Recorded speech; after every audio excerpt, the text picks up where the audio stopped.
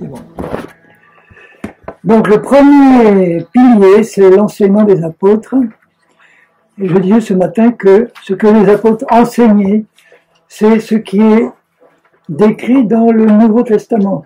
Vous avez les évangiles, vous avez les épîtres, et vous avez l'Apocalypse. Les premiers apôtres, les 12, n'ont pas tous laissé des épîtres. Et vous en avez qui n'étaient pas parmi les 12, comme Luc ou Jacques, Jude, qui ont aussi écrit des épîtres, mais ce qui compte, c'est de savoir que c'est le Seigneur qui a retenu lui-même pour garder dans sa parole les documents qui devaient être gardés. Parce que cela a été entièrement inspiré par le Saint-Esprit. Peut-être que Paul a écrit une ou deux lettres qui n'ont pas été retenues, parce qu'il y avait quelque chose dedans qui n'était pas tout à fait conforme, mais tout ce qui est là, c'est Dieu qui a inspiré dans le moindre détail ce qui est écrit. Alors, qu'est-ce qu'ils enseignaient, les apôtres? Il y a un passage de l'Épître aux Hébreux qui nous montre quels sont les thèmes qui étaient les thèmes essentiels pour les apôtres. Alors, je vais vous lire dans Hébreux 6. On ne sait pas qui a écrit l'Épître aux Hébreux. Moi, je suis convaincu que c'est Paul, parce qu'il a... Il y a des révélations là dans cet épître que seul Paul avait reçues. Enfin, peu importe de savoir qui. Mais au chapitre 6, l'auteur dit ceci, dans les versets 1 à 3. C'est pourquoi, alors, il vient de dire c'est pourquoi je vais rappeler ce qu'il vient de dire juste avant, puisque le c'est pourquoi, c'est la suite de ce qui vient d'être dit. Donc, il vient de dire au verset 11 du chapitre 5, juste avant, pour voir le contexte, il a dit, nous avons beaucoup à dire là-dessus, des choses difficiles à expliquer, parce que vous êtes devenus lents à comprendre. C'est pas un compliment, parce que s'il leur dit qu'ils sont devenus lents à comprendre, c'est qu'avant ils l'étaient moins. Et que là, ils ont un peu rétrogradé dans leur capacité à comprendre. Et d'ailleurs, il leur dit tout de suite après, en effet, vous, qui depuis longtemps devriez être des maîtres, propres à enseigner les autres, vous avez encore besoin qu'on vous enseigne les premiers rudiments des oracles, des paroles de Dieu. Vous êtes venus à avoir besoin de lait et non d'une nourriture solide. Or, quiconque en est lait n'a pas l'expérience de la parole de justice, il est un enfant. Mais la nourriture solide est pour les hommes faits, pour ceux dont le jugement est exercé par l'usage à discerner ce qui est bien, ce qui est mal. Donc, ce qu'il faut retenir ici, c'est que nous passons tous de l'état d'enfant, chrétien, enfant, jeune converti, charnel, à celui de chrétien spirituel mûr. C'est ça le but du Seigneur, c'est de faire de nous des chrétiens et des chrétiennes spirituels mûrs, qui sont capables de manger la viande et qui n'en restent pas au petit lait. C'est vrai que si vous donnez un steak à manger à un bébé, il risque de mourir. Il y a donc du lait à donner aux débutants, mais il ne faut pas les laisser au lait toute la vie. Il y a des chrétiens qui ont nourri au petit lait toute la vie, et si on les nourrit au petit lait toute la vie, ils vont rétrograder. Vous imaginez un ado de 16 ans, vous lui donnez du lait, et ça va pas aller. Hein. Donc il y a une nourriture adaptée à donner à chaque étape de la vie spirituelle. Et au chapitre 6, au verset 1, il dit, c'est pourquoi, maintenant qu'on vous a répété les bases, les rudiments des enseignements du Seigneur, laissons les éléments de base de la parole de Christ, tendant à ce qui est parfait, sans poser de nouveau le fondement. Donc le fondement doit être posé. Vous avez des églises où on pose jamais le fondement. On n'établit pas la base sur laquelle la maison doit être ensuite construite.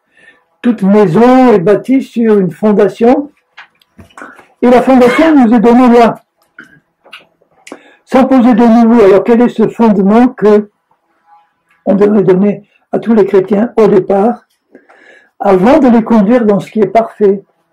C'est le renoncement aux œuvres mortes, deux, la foi en Dieu. Il faut expliquer ce que c'est que renoncer aux œuvres mortes à des jeunes convertis. C'est la base pour eux. Ensuite, la foi en Dieu. Il faut qu'on comprenne ce que c'est que la foi. La foi, on a fait quelque chose de très compliqué en général. Beaucoup de chrétiens ne savent pas trop ce que c'est que la foi, ne savent pas comment la foi fonctionne. Certains croient avoir la foi et l'ont pas, d'autres pensent ne pas l'avoir et l'ont. En fait, c'est quelque chose de très simple et on verra en quoi. Donc, la foi en Dieu, la doctrine des baptêmes, il y en a plusieurs donc, l'imposition des mains, pourquoi elle est prévue et à quoi elle sert, et du jugement éternel. La résurrection des morts. La résurrection des morts et le jugement éternel.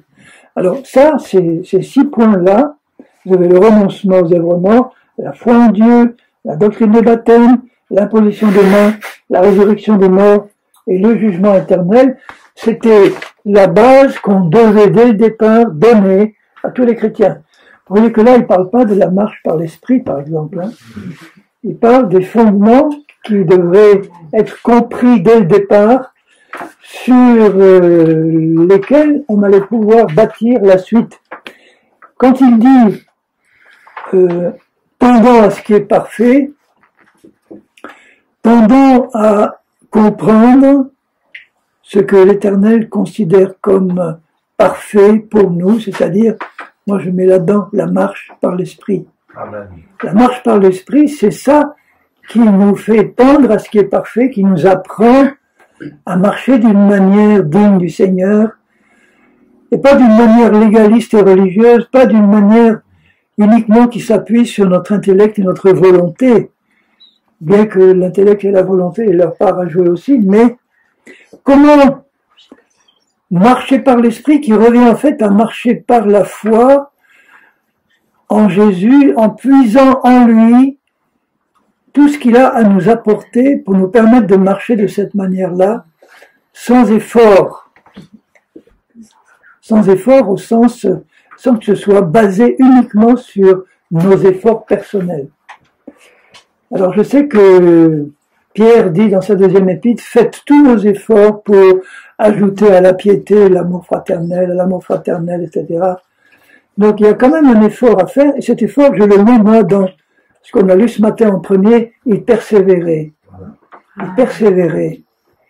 Donc on doit savoir que le chrétien est appelé à persévérer dans la connaissance de ce qui va lui permettre de marcher naturellement dans sa vie nouvelle qu'il a reçue de Jésus. Parce que c'est pas normal qu'on ait en dedans de nous un être nouveau qui est notre homme spirituel créé à l'image de Jésus, et qu'on ne puisse pas puiser dans ce trésor qu'on a dedans pour apprendre à marcher naturellement dans ce que nous sommes, de même que Jésus, quand il était sur la terre, en tant qu'homme, en tant que Dieu incarné, mais simple homme aussi, on le voit marcher naturellement dans la vie spirituelle. Vous ne voyez pas Jésus faire des efforts pour faire quelque chose, vous ne voyez pas Jésus pris à court, pris de court. Il était toujours dans la foi parfaite, dans ce qu'il était, et vous voyez ce qu'il était se manifester en permanence de manière naturelle. Il avait toujours la réponse à tout, il avait la sagesse, il avait l'à-propos, il savait se comporter comme il fallait envers les pharisiens, envers ses disciples, envers les pauvres, les malheureux. Donc il était rempli de sagesse, de force, de puissance, d'amour. Et il est bien dit que pour nous, quand Paul dit à Timothée, ce n'est pas un esprit de crainte que vous avez reçu, c'est un esprit de force, de puissance, d'amour, de sagesse. Vous avez tout là-dedans. La puissance de Dieu, l'amour, la sagesse. Si ces 3 aspects-là de la vie de Jésus sont déjà dans notre esprit, comment ça se fait que dans notre vie pratique on manque de sagesse, d'amour, de puissance. C'est pas parce qu'on ne sait pas appliquer des recettes, c'est parce qu'on ne sait pas laisser sortir ce que nous avons dedans pour que ça se manifeste naturellement. Parce qu'on a tout là-dedans déjà. On a un homme ou une femme nouvelle qui est déjà entièrement équipé, comme le Seigneur l'était quand il était sur la terre, exactement de la même manière, qui a en lui tout ce qu'il faut pour marcher d'une manière parfaite. Mais vous voyez que, bon, même s'il est nécessaire de l'expliquer dès le début de la vie chrétienne, s'il parle de fondements, c'est qu'on a besoin d'abord de ces fondements pour appuyer le reste ensuite. Donc ce qu'on va faire nous, en étudiant la première partie de ces 4 fondements, l'enseignement donné par les apôtres, on va passer un peu de temps à voir ensemble ces 6 points-là, et à donc voir en passant si nos fondements sont bien là. Alors ça peut être le cas pour la plupart, déjà vous avez les fondations, vous avez... Bon, mais c'est pas mauvais de réviser non plus. Et puis ça nous permet d'avoir aussi des arguments toujours un peu mieux aiguisés pour pouvoir aider les autres. Parce que le but c'est aussi de transmettre aux autres ce que nous avons. Bien sûr, c'est ça le but. Le but pour moi, c'est de transmettre à ma femme en premier ce que j'ai reçu de Dieu. Son but à elle, c'est de me transmettre à moi en premier ce qu'elle a reçu de Dieu. Ainsi, pour nous, entre nous, frères et sœurs, nous avons, on le verra dans la communion fraternelle, nous avons le devoir de partager tout ce que Dieu nous a donné. Et il ne faut pas croire que l'un a reçu tout et l'autre rien. Comme on est tous des membres dans le corps de Christ. Alors, si l'un est l'œil et l'autre la bouche, je ne dois pas essayer de me comporter comme un œil. Je dois me comporter comme je suis dans l'appel et les dons que j'ai reçus. Mais les autres vont être appelés à m'apporter ce qui me manque à moi. Parce qu'aucun organe n'est le corps tout entier. Hein. Paul le dit bien dans la première rencontre. Aucun organe, vous n'êtes pas un corps tout œil ou toute oreille. Et c'est dans la communion fraternelle, quand elle est exercée de la bonne manière, que nous pouvons nous apporter les uns aux autres ce que Dieu nous a donné.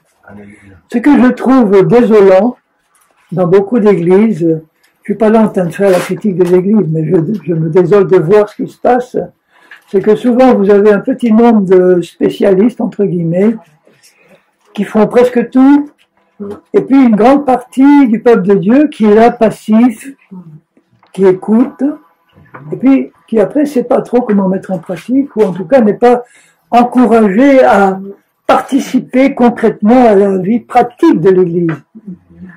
Donc le rôle d'un responsable tel que je peux le voir, c'est de discerner dans les jeunes convertis quels sont les appels et les dons qu'ils ont reçus de Dieu, les aider à les reconnaître. Si moi je suis plus ancien, j'ai peut-être plus de capacité à le reconnaître, mais chacun doit ressentir dans son cœur à quoi il est appelé. Il y en a qui dès le début, ils ont un amour pour les païens, ils sont appelés à convertir, ils ont un cœur pour l'évangélisation. Moi, dès le départ, j'avais un cœur pour enseigner. J'enseignais mal le peu que j'avais reçu, mais j'avais envie d'enseigner. Alors, il y en a qui sont appelés à être des bergers ou des bergères, c'est-à-dire ils aiment s'occuper du corps de Christ, ils aiment visiter les chrétiens malades, ils aiment ramener ceux qui s'égarent. Ils ont un travail de pasteur au sens biblique, de berger. D'autres, ils ont un appel prophétique.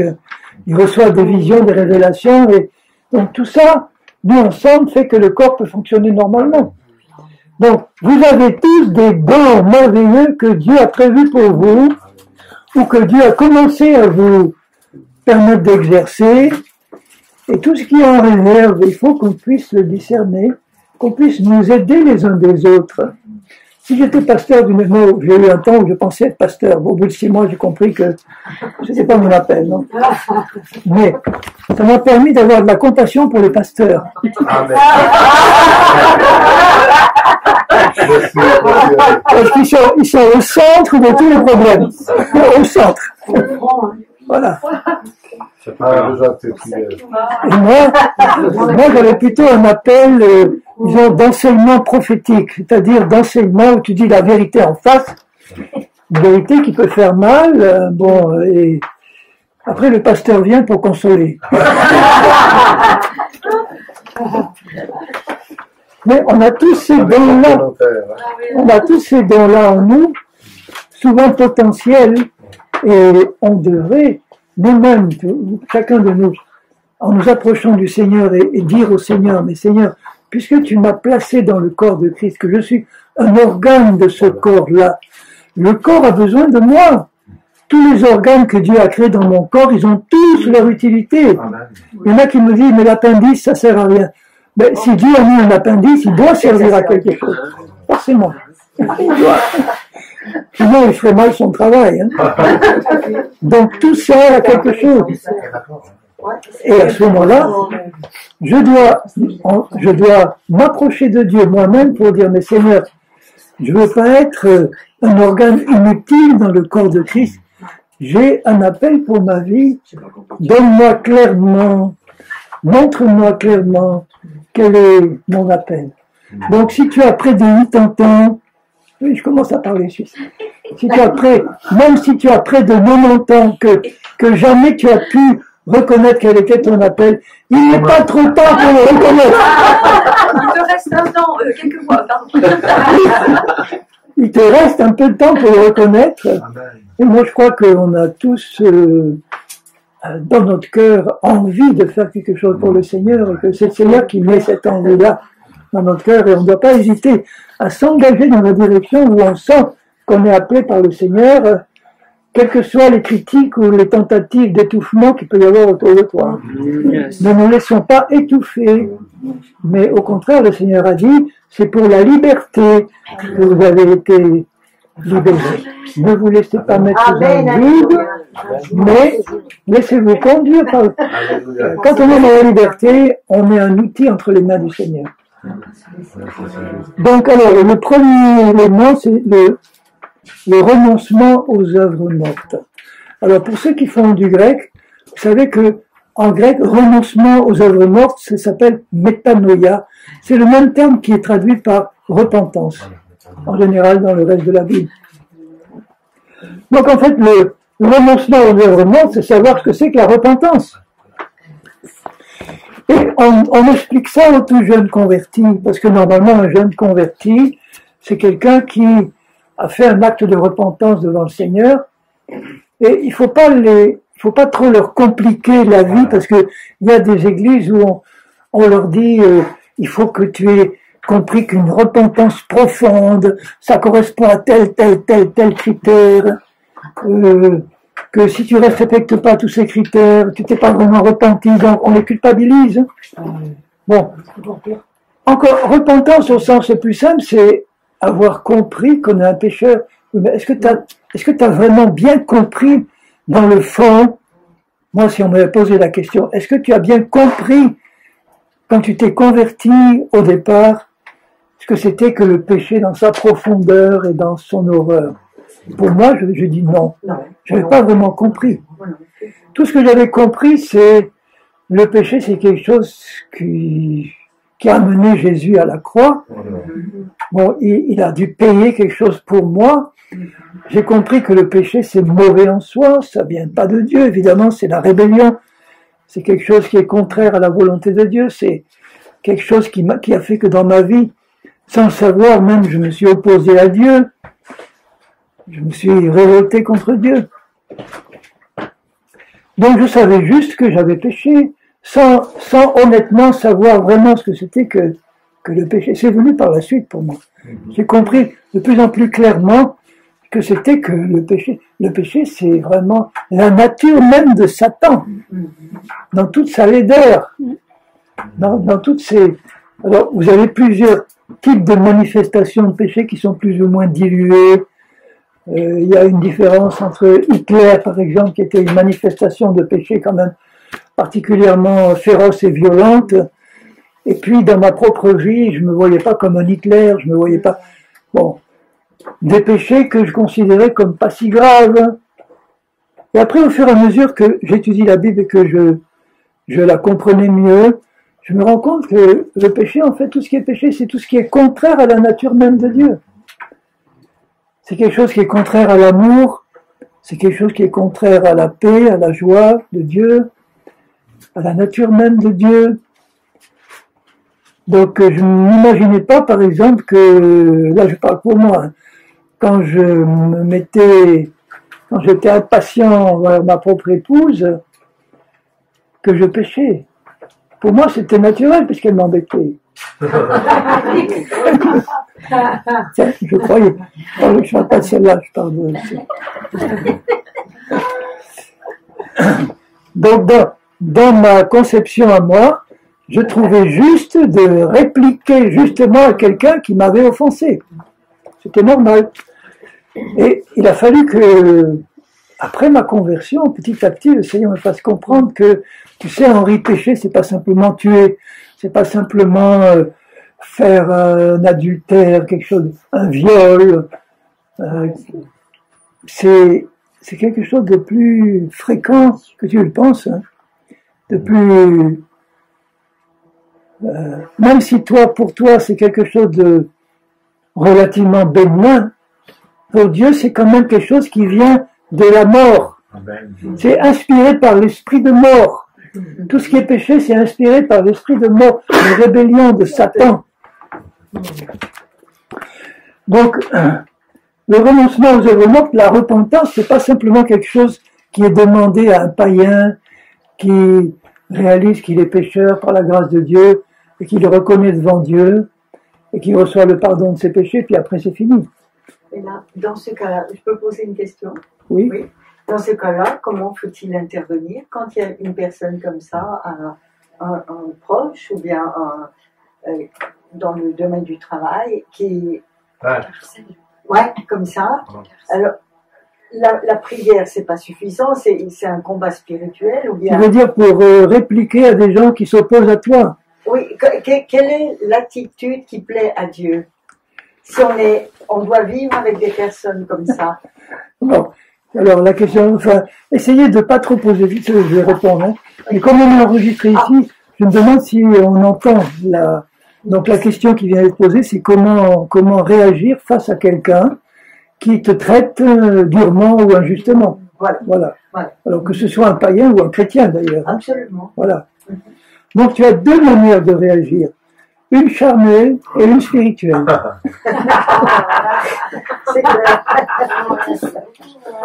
Le chrétien charnel, lui, le chrétien charnel, la chair n'a pas tendance à se mettre en question personnellement, puisque c'est un esprit. La chair, je vous rappelle, c'est une puissance de péché qui habite dans mon corps, qui a la nature de Satan. Or, si on examine dans la Bible quelle est la nature de Satan, la nature de Satan, c'est d'abord l'orgueil, puisqu'il s'est révolté contre Dieu par orgueil, il a voulu être adoré comme Dieu. Donc, de l'orgueil découle l'égoïsme et la méchanceté, la haine, ça va ensemble. Donc, si vous voulez, le péché, c'est un ramassis, un concentré de tout ce qui, à la part, c'est caractérisé par de la haine, par de l'égoïsme et de l'orgueil. Vous avez une forme diverse, plus ou moins grave de l'une ou l'autre de ces caractéristiques, mais vous avez quand même ça qui pour Dieu constitue péché, c'est-à-dire la nature de Satan.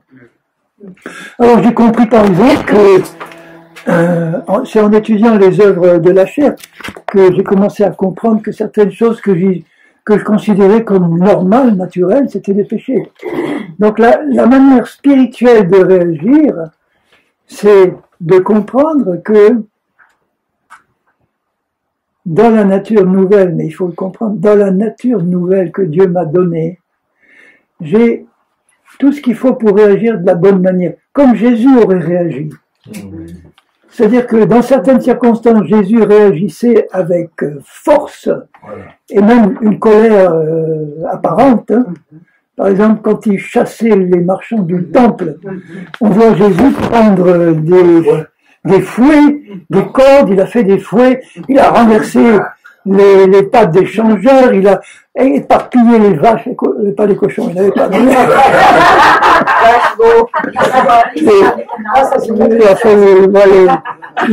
vendeurs de pigeons, voilà. Et il a tout mis par terre, il a tout balancé.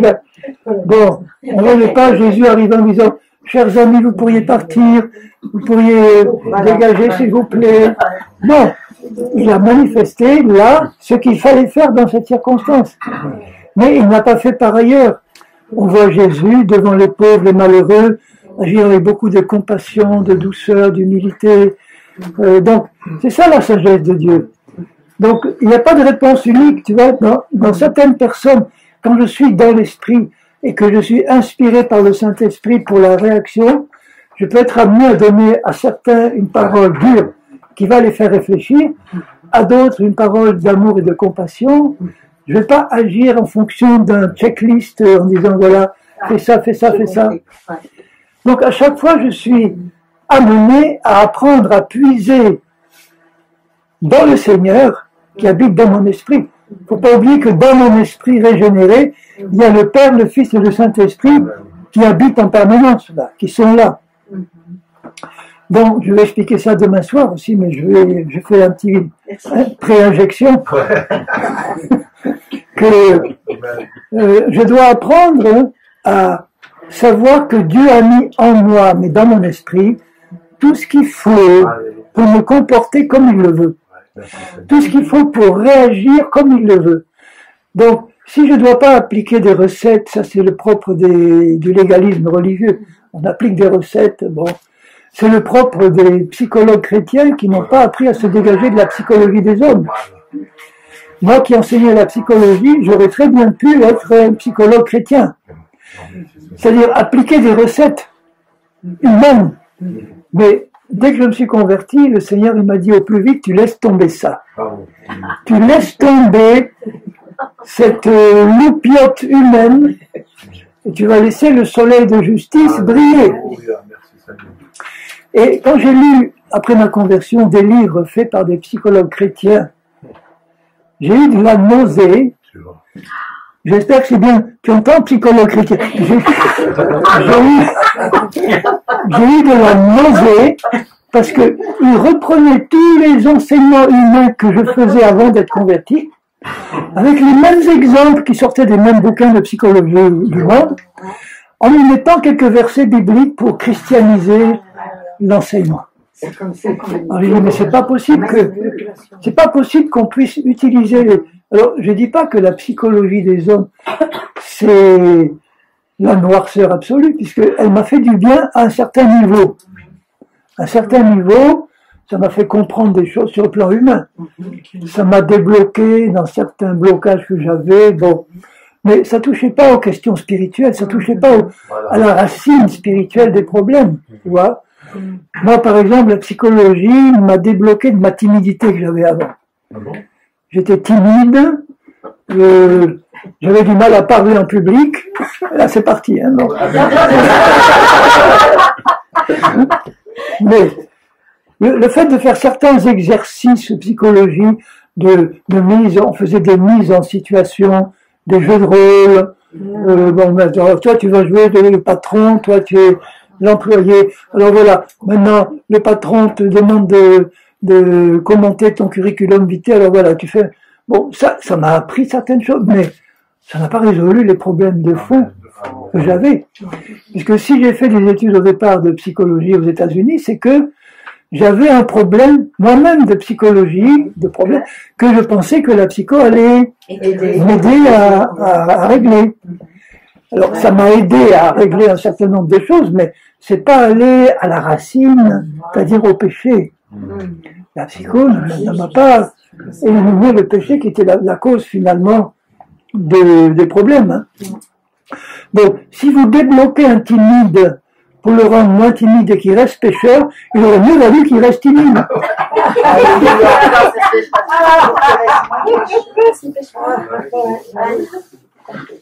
Donc, je ne dis pas que la psycho des hommes ne sert à rien, elle sert à certaines choses sur le plan purement humain, mais elle est envahie de plus en plus par le New Age, par l'occultisme, par des techniques qui sont pas du tout scientifiques.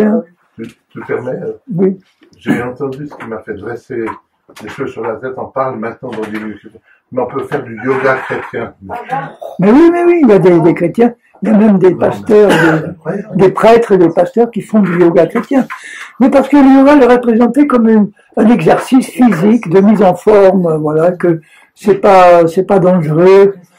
Or, avant de me convertir, je cherchais partout ce qui pouvait être intéressant, puisque le catholicisme me semblait pas avoir amené des choses, surtout le catholicisme chez les jésuites, c'était très dur. Des confessions obligatoires, des chemins de croix obligatoires, des messes obligatoires, des processions obligatoires. Chaque semaine, je devais me confesser, moi, à dos, et je savais pas quoi dire. Petit ange. Il me disait, bon, alors dis 3 je vous salue Marie et 2 notre Père, et c'est bon. Alors je les disais bien soigneusement, et puis je dis, bon, ben, la semaine prochaine, ça recommençait, quoi, il fallait... Alors, ceci pour dire, qu'est-ce que je voulais dire? Tu te rappelles ce que je disais? Ah ouais, tu dis que l'astro... Le catholicisme... Non, le yoga chrétien. Le yoga, voilà, oui. le yoga. Ce qui fait que je me suis intéressé au bouddhisme, à l'islam, lu le Coran, les textes hindous, le yoga, et j'ai découvert que le yoga, en fait, c'était une discipline religieuse en Inde qui était destinée à permettre aux hindous de se mettre en relation directe avec leur Dieu. Et que chaque posture de yoga était un appel à un esprit particulier. Alors imagine un peu ceux qui font du yoga sans rendre du yoga soi-disant chrétien, sans se rendre compte que en faisant, ils se mettent la tête en bas, les pieds en haut, c'est pour attirer un certain démon. Ils font ça, c'est pour attirer un autre. Et ils s'en doutent pas. Et après, ils s'étonnent qu'il y ait des conséquences négatives dans leur vie. Parce que le yoga procure effectivement une certaine paix au début quand on... C'est là que tu vois que Satan est un trompeur, parce que il donne l'impression au début que ça va porter du bien, alors qu'il est en train de te lier par ailleurs, et que tu vois apparaître les mauvais fruits plus tard. Alors, je regardais dans l'épître de Paul aux Galates, au chapitre 5, donc on parle du renoncement aux œuvres mortes. Renoncement aux œuvres mortes, c'est la repentance par rapport à tout ce qui vient de Satan. C'est-à-dire que le Saint-Esprit nous fait la grâce, je suis dans Galates 5, je vous dirai le verset après, Galates 5. Galates 5. Alors écoutez déjà, ne lisez pas, écoutez. La repentance, c'est par l'action du Saint-Esprit et de la parole de Dieu, puisqu'ils travaillent ensemble, Dieu veut nous rendre de plus en plus conscients des choses qui pour lui sont des péchés, ou des œuvres de la chair, des manifestations de l'esprit de la chair. Donc, tout mon travail de méditation de la parole et de prière pour que Dieu m'éclaire sur mon propre état, puisqu'il y a des tas de choses sur lesquelles je n'étais pas du tout éclairé au début de ma vie chrétienne, et il y en a qui ont pris beaucoup de temps pour que je sois éclairé. Mais si dans mon cœur j'ai le désir d'être éclairé sur ce que le Seigneur veut changer dans ma vie, sur ce qui ne va pas pour lui, et que je peux encore considérer comme acceptable, alors j'ai besoin d'étudier ce qui me révèle dans sa parole, qu'il considère lui comme négatif, mauvais, péché, chair. Alors, vous avez là au chapitre 5, le verset 19, il en donne quelques-unes, mais il n'y a pas que ça. Les œuvres de la chair sont manifestes. Ça veut dire qu'elles se manifestent par quelque chose de visible, de sensible. Ce sont l'adultère. Bon, là, c'est évident, hein. L'impudicité, alors ça, c'est un peu plus flou. L'impudicité, c'est tout ce qui est impur dans mon comportement, dans mes paroles, dans mes gestes, etc. L'impureté. Alors là aussi, il faut une révélation. Qu'est-ce qui est impur pour Dieu? Il y a pour les chrétiens des choses qui ne sont pas impures. Par exemple, dans les couples chrétiens, il y a des pratiques sexuelles qui sont admises, mais qui sont complètement impures pour Dieu. Alors, je ne vais pas entrer dans les détails, mais c'est le cas. Hein. Donc, si on n'est pas éclairé par le Saint-Esprit, dans une recherche de vérité, on va considérer, parce qu'on est marié, qu'on peut tout faire sur le plan sexuel, n'importe quoi. C'est approuvé par Dieu, mais c'est faux. Il y a une pureté dans les rapports. Il le dit dans l'épître de Pierre, il dit que le lit conjugal soit honoré et que tout ce qui est adultère et impureté soit banni. Alors, il parle donc d'impureté. La dissolution, c'est le débordement des passions sans retenue. L'idolâtrie, alors nous, on a l'imagination que l'idolâtrie, c'est adorer des dieux étrangers, c'est ça aussi. Mais l'idolâtrie, c'est tout ce qui prend la place de Dieu en premier. Pour certains, ça peut être ma femme ou mon mari qui est mon idole. Ça peut être mon pasteur qui est mon idole. Ça peut être tel personnage de mon travail, le sport. Bon. Alors, je sais que beaucoup de chrétiens, lui, tout ce qu'on peut mettre en premier à la place de Dieu. Alors, si je suis honnête dans ma vie, je dis, Seigneur, est-ce qu'il y aurait dans ma vie des choses que je mettrais en premier? Est-ce que c'est ma femme? Est-ce que ce sont mes enfants?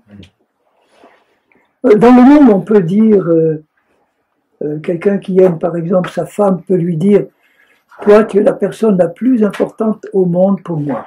Bon, c'est déjà bien qu'un homme dit ça pour sa femme. Hein. Mais, alors, nous, on ne pourrait pas dire ça. Nous. La personne la plus importante pour nous, c'est Jésus. Et ensuite, je dois avoir vis-à-vis de tout le monde le même amour spirituel. Je dois avoir envers ma femme et n'importe quel être humain le même amour spirituel. Mais avec mon épouse, j'aurai une intimité et un type de relation unique que j'ai avec elle. Mais la qualité de l'amour spirituel, l'amour de Jésus, quand il dit que Dieu a tellement aimé le monde qu'il a donné son Fils unique, et qu'il est dit que Dieu le Père dans Jean 17, quand Jésus fait sa prière, il dit « Seigneur, qu'ils sachent que tu les as aimés, nous les disciples, comme toi tu m'as aimé. » Est-ce que vous réalisez que Dieu le Père aime chacun de nous comme il aime Jésus? Et un peu plus tôt, il dit, Jésus à ses disciples, que moi je vous aime comme le Père m'aime. Donc tu es aimé par Jésus, comme le Père aime Jésus, et Dieu le Père, il t'aime toi, exactement du même amour qu'il aime Jésus. Donc vous voyez que l'amour de Dieu n'est pas fondé sur nos performances. L'amour humain a tendance à aimer davantage ceux qui sont aimables, ceux qui sont gentils, ceux qui nous font du bien, ceux qui se sacrifient pour nous. Alors là, on a plus tendance à les aimer, alors que des gens qui vont vraiment nous persécuter, nous faire du mal, on va peut-être les aimer un peu parce qu'il faut, mais on va pas les aimer autant quand on est charnel, comme même ceux qui nous font du bien. Ça, c'est l'amour humain. Mais plus on grandit dans l'amour de Jésus, plus il nous fait exprimer exactement le même amour pour tout le monde. L'amour de Dieu, l'amour de Jésus, qui repose pas sur ce qu'on est, qui repose pas sur ce qu'on a fait ou ce qu'on n'a pas fait. Dieu t'aime, même si tu t'es écarté de lui pendant un temps, il t'aime de la même manière. Il n'est pas là pour te faire les gros yeux et te rejeter. Il est là pour te faire sortir de ton état et t'attirer à lui. Et qu'est-ce qui peut m'attirer le plus près de Jésus? C'est son amour. Si j'ai l'image d'un Dieu qui me fait tout le temps des reproches, qui me fait les gros yeux quand je pêche, qui me harcèle de commandements, si j'ai cette image-là, je ne vais pas être incité à m'approcher de lui. Je vais être incité à l'éviter. Et plus le travail de lumière et de sanctification se fait, plus je vais être attiré par Dieu parce que je vais avoir une révélation plus claire de son amour pour moi. Vous vous rappelez que dès qu'Adam et Ève ont péché, la première réaction qu'ils ont eue, c'est de fuir loin de Dieu.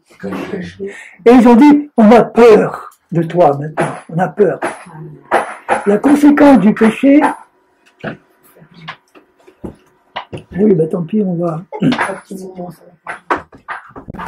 mijoter un peu plus, mais tant pis, on n'aura pas les... on va ouvrir ça un peu plus. Si vous avez trop chaud, nous.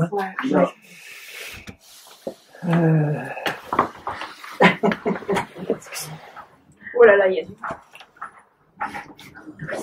Dans l'autre sens, Ouais, il n'y a pas de... Bon, enfin, tant qu'on dans supporte. l'autre sens, comme c'est tu peux pas l'ouvrir l'autre battant. Il faut tirer. Voilà. Super. Voilà. Oh oui, ça fait du bien. La première réaction, c'était fuir Dieu, on a peur de Dieu, et on le craint, mais pas de la bonne manière. Il y a une crainte de Dieu qui est son respect, mais là, il le fuyait. Parce que le péché était entré. Donc vous voyez, la chair, plus elle nous contrôle, plus elle nous empêche de nous approcher librement de Dieu, parce qu'il y a une crainte d'être jugé et condamné qui nous empêche de nous approcher librement de Dieu tel qu'on est. Et la Bible nous incite à nous approcher de Dieu tel qu'on est. Parce qu'il est amour. Plus tu as la révélation de l'amour de Dieu, plus tu vas courir dans ses bras tel que tu es. N'attends pas que la perfection soit entièrement dans ta vie. Donc la dissolution, l'idolâtrie, la magie. Mais la magie, c'est une des œuvres de la chair. Mais vous savez qu'il y a aussi une magie chrétienne, entre guillemets, c'est-à-dire des pratiques qui viennent d'autres religions, qui s'introduisent dans les cultes ou les réunions chrétiennes, et qui font croire aux chrétiens que c'est le Saint-Esprit qui agit, alors que ce sont des démons. Il n'y a pas de discernement, aucun. Alors, dans le mouvement de Toronto, il y a quelques années, pour ceux qui ont vécu ça, je ne dis pas qu'il n'y avait rien de divin. Il y avait une action du Saint-Esprit, clairement, mais comme dans chaque action du Saint-Esprit, il y a le malin qui arrive, qui fait des contrefaçons, et s'il n'y a pas le discernement, on gobe tout. Alors vous avez des gens qui à ce moment-là, ils montaient sur les tables en faisant cocorico, cocorico, et on disait, tu vois, c'est le réveil qui arrive. Ça va pas. Vous voyez qui marchait à quatre pattes en bêlant. Ah, mais tu vois, c'est une brebis du Seigneur, c'est normal. Non, mais ça, c'est pas normal. On doit quand même avoir un certain discernement, hein. Des manifestations qui se reproduisent. Quand j'étudiais un peu l'hindouisme, je voyais que dans les réunions hindoues, il y avait exactement le même type de manifestation. Des gens qui commençaient à trembler, ou à rire de manière incontrôlée, ou à faire des sauts, ou à se rouler par terre, etc. Exactement les mêmes symptômes et les mêmes phénomènes qui se passaient. Donc normalement, des responsables qui avaient le discernement, qui auraient dû l'avoir, auraient dû aider les gens à discerner et à dire, bon là, écoute, gentiment, ça arrête parce que ça, c'est pas le Saint-Esprit. Hein. Mais c'est pas facile d'intervenir avec sagesse en évitant d'étouffer l'action du Saint-Esprit aussi. Il faut être capable de discerner ce qui vient du Seigneur, parce que quand le Saint-Esprit saisit vraiment certains, il y en a qui ont des réactions de joie, ils se mettent à danser dans l'esprit, mais c'est pas pareil. Ça dépend aussi du caractère plus ou moins émotionnel de certains. Moi, par exemple, je suis pas tellement émotif sur le plan caractériel. Quand je me suis converti, que j'ai compris que le péché mène à la mort, que je devais prendre une décision, que j'étais touché dans mon cœur par l'évangile, j'ai dit, bon, Seigneur, pour moi c'était logique. C'était plutôt la logique qui a fonctionné. C'est logique que Dieu punisse le pécheur. Je ne trouverais pas normal qu'il laisse le pécheur impuni. Donc c'est logique qu'il le punisse. Et comment il a fait pour éviter de le punir alors qu'on le méritait? Alors il a envoyé son fils qui a été puni à ma place. Tous ceux qui l'acceptent évitent la punition et reçoivent la bénédiction. C'est logique. J'ai été touché par la logique évangélique. Pas dans mes sentiments, j'ai pas pleuré, j'ai pas versé des larmes.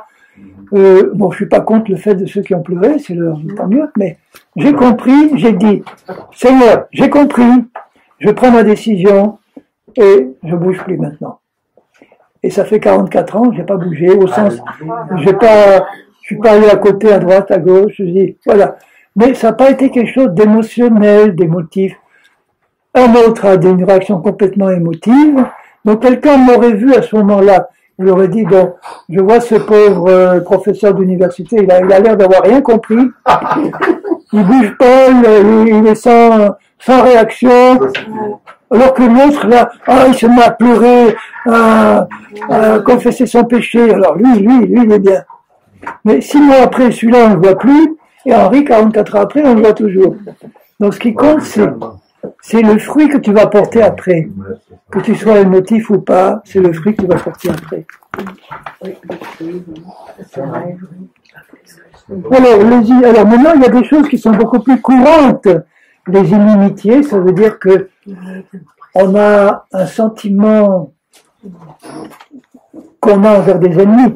C'est-à-dire comment normalement les hommes traitent leurs ennemis, avec rejet, avec inimitié au sens je veux pas de toi, hein, je te rejette. Inimitié, querelle, jalousie, tout ça, ça prolifère dans l'église de Jésus. Il y en a qui sont jaloux parce qu'ils voient il y en a qui exercent un don spirituel, moi je l'ai pas. Il y en a qui semblent favorisés par Dieu, et pourquoi moi pas? Alors il y en a un qui raconte ses expériences, et lui qui n'a jamais rien eu, apparemment, enfin d'aussi glorieux dans ses la tendance de Satan, c'est de susciter la jalousie. Et pourquoi pas moi? Ou bien on commence à accuser Dieu sournoisement, pas vraiment frontalement, mais dire peut-être, mais Seigneur, mais c'est pas normal. Tu es sûr que tu as bien fait les choses, Seigneur? Pourquoi moi je vis pas ça? Pourquoi lui il vit ça? Oui, il y a une façon de critiquer Dieu qui paraît normale. Comme les Hébreux dans le désert qui disaient on n'a pas de viande à manger, on n'a rien à boire.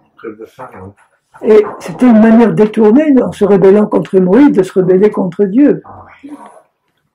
Alors, les jalousies, les animosités. Vous savez ce que c'est que l'animosité quand même? C'est avoir mauvais caractère.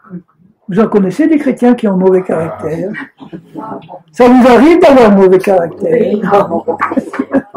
C'est-à-dire, qu'est-ce qu'on appelle mauvais caractère? C'est de l'impatience, c'est la critique, c'est du rentre-dedans, c'est...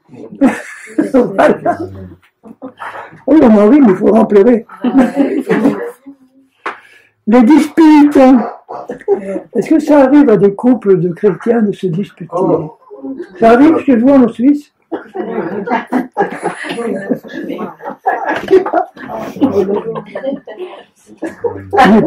divisions. Alors les divisions, mais alors, regardez l'état de la chrétienté. Les divisions. Alors moi je suis plus d'accord, je crée mon mouvement. Bon, si c'est Dieu qui conduit, ok, c'est autre chose. Mais si on fait une division parce que on n'a pas eu les honneurs qu'on méritait, on n'a pas eu la place qu'on méritait, on n'est pas traité comme il le fallait, on n'a pas reconnu le don et l'appel que j'ai reçu, alors je vais créer un mouvement où on va reconnaître les dons et les appels que... Alors ça, c'est la chair, en gros. Les divisions. Les sectes, ça veut dire un mouvement particulier qui est séparé des autres, qui est exclusif. La secte, c'est nous sommes les meilleurs, les autres, au milieu, ils sont moins bons. Au pire, ils sont complètement dans les choux. Mais nous, on est quand même meilleurs. Mais vous savez que dans la plupart des dénominations chrétiennes, c'est ça. Moi, en tant que catholique, j'étais vraiment pas pratiquant, hein. Mais je me considérais quand même comme meilleur que les autres. Les protestants, les orthodoxes, d'ailleurs je connaissais que ça, les protestants et les orthodoxes, mais pour moi, ils étaient sortis des meilleurs. Et ils avaient fait un mouvement, mais ils n'étaient pas aussi meilleurs que nous. Surtout, étant lourdés jésuites. Allô, des jésuites, alors. Alors là, je faisais partie du gratin.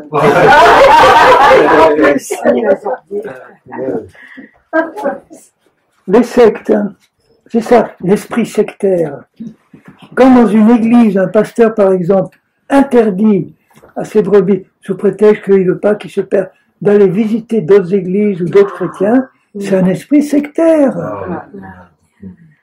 Moi, si je suis pasteur, si j'étais pasteur et que je voyais certaines des brebis de mon église aller ailleurs et revenir rayonnantes en disant « Ah, on a eu un moment merveilleux qu'on n'a jamais eu dans ton église », je dirais « Bon, ben, ma réaction, ça serait de me remettre en question. » Je dis « Bon, si les brebis de mon église sont mieux nourries ailleurs, il y a un problème. Hein. Donc, je vais me remettre en question et leur dire, mais qu'est-ce que vous avez reçu de meilleur là-bas que moi je vous amène pas? Parce que j'ai envie de voir ce qui va pas bien ou ce qui va pas aussi bien qu'il devrait. Parce que moi j'ai envie de vous donner de la bonne nourriture et pas de la pâtée pour chat. Hein. Ça c'est une réaction qui me semblerait normale chez un pasteur normal. Au lieu de dire non, vous ne quittez pas. Il y a certaines églises où j'ai été. En général, j'ai eu la plupart du temps des problèmes avec les pasteurs parce que, comme j'avais un ministère d'enseignement, des brebis leur disaient, tu sais, il enseigne mieux que toi, le frère, mais il n'est pas pasteur, il n'est pas, mais... Alors, il y en a qui ont très bien réagi, qui sont restés frères, et ils m'ont vraiment dans l'esprit, alors ça c'est merveilleux, en disant, bon, moi, si j'enseigne moins bien que toi, c'est pas un problème parce que c'est pas mon don, voilà. Et puis même si c'est mon don d'enseigner et que j'en trouve un autre qui enseigne mieux, bon ben merci Seigneur. Amen. Et puis voilà, et je le bénis et je vais continuer je vais avoir une sainte jalousie pour tirer de mon Dieu quelque chose qui va me rendre meilleur de ce que je suis maintenant. Mais je trouve, si tu permets, je trouve que c'est un problème des fois chez les serviteurs de Dieu, la jalousie. Oui. Au lieu de se réjouir, moi j'ai même dit, j'étais jeune pasteur, si quelqu'un venait à l'église un dimanche, tu permets, si quelqu'un venait à l'église un dimanche et puis qui me dit, écoute, j'ai reçu du Seigneur d'apporter la prédication, que je connais bien. Ah ben, ça me fait rien de lui laisser la place, puis je me réjouis. Mais oui, mais ça c'est un bon pasteur. Non, ben, c'est ça, mais parce que c'est dans mon cas. C'est lui qui a dit qu'il construisait l'église, c'est pas David Richard, c'est Jésus a dit, je bâtirai mon église. C'est lui. Les portes de l'enfer ne prévaudront pas. Amen, amen. Donc c'est normalement ça qui doit animer le cœur des bons bergers, hein. De ne pas avoir de jalousie, mais de se réjouir de voir que les frères et sœurs ont des appels qui font du bien Amen. Au corps de Christ. Délégué. Ben oui. Alors les sectes, l'envie, ça ressemble un peu à la jalousie, hein. Le meurtre. Bon, il y a une façon de tuer avec la langue qui est mortelle. Jésus le dit dans le Sermon sur la montagne, il dit si tu traites ton frère de vaurien, que tu te mets en colère mais charnel contre lui, tu es un meurtrier. Celui qui se met en colère contre son frère, c'est un meurtrier. En colère au sens, tu vois, charnel, méchant. Alors, la sœur qui se met en colère contre son mari, ou le frère qui se met en colère contre sa femme, à juste titre, pense-t-il ou pense-t-elle, ils ne réalisent pas que pour Dieu c'est un meurtre. Et quand le Saint-Esprit me le montre, il dit, Seigneur, c'est vraiment si grave que ça pour toi? Mais oui, tous les meurtres commencent dans le cœur. Et après, quand ça s'entretient, ça finit par un geste... Oui, voilà, c'est la jalousie, Alors là, plus la lumière se fait, plus je réalise que c'est que le péché, ou la chair. Tout le cœur. C'est vrai. Ça vient du cœur. Les mauvaises pensées, dit Jésus. Les meurtres, les animosités. Ça vient d'un cœur qui n'a pas été purifié. Alors là, j'en profite pour parler rapidement, c'est que dans la Bible, le cœur peut signifier la partie profonde de notre être, qui est l'esprit. Selon le contexte, on voit que ça concerne l'esprit. Mais la plupart du temps, ça concerne la partie de notre âme qui a des sentiments et des émotions. Et les sentiments et les émotions, c'est quelque chose de très puissant dans la vie d'un être humain. Parce que la plupart des êtres humains ne sont pas contrôlés par l'intellect, sauf ceux qui sont vraiment très intello, mais ils sont contrôlés par des émotions et des sentiments puissants, qui ne sont pas toujours du Seigneur. Hein. La haine, la jalousie, l'animosité, c'est des sentiments, tout ça. L'esprit de dispute, l'esprit de contrôle, l'esprit de domination, la jalousie, ça part d'émotions et de sentiments qui viennent de la chair, de blessures, et qui viennent souvent de blessures du passé. J'ai connu des hommes de Dieu qui, dans leur enfance, avaient été profondément blessés ou abandonnés par leur mère à tout petit et qui sont pas guéris maintenant encore un espèce d'esprit de rejet. Je pense à un pasteur que je connais qui a été abandonné par sa mère à l'âge de 6 ans. C'est très dur à vivre pour lui.